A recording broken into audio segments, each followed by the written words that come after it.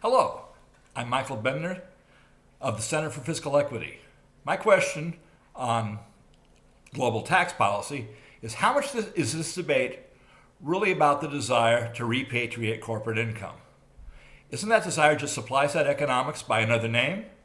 Supply-side policies assume that the driver behind investment is available cash. This is still complete and utter nonsense, whether it's domestic or international.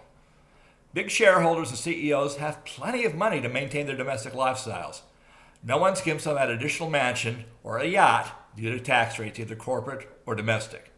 If I had a stash of money overseas, I would get it here regardless of cost because I am not rich. And probably not many of you are either. Wealthy investors do not need to transfer money back to the United States. If companies need to start production in the American market, they may send money home, but sending money to the U.S. does not drive domestic investment. Domestic demand drives domestic investment. Tax policy may have a small impact, but a production decision that is close enough to depend on tax rates is really not worth making. The lower the tax rate, the less likely the tax policy will matter anyway. Like major donations, tax rates are a non-issue for production go and no-go. This debate is a symptom of how much the donor sector can influence government, not how government can influence business. For trade purposes, job retention is best spurred using credit invoice value-added taxation. A carbon VAT would increase visibility and would function as an oil import fee, so the end users would pay the freight. Not shifting to a VAT tax is essentially enacting a tax on exports, albeit a hidden one, and that's unconstitutional. Goods and services taxes are less helpful, however, in providing money for more services to workers, as exporters will not respond to tax expenditures or adequately share in funding social programs.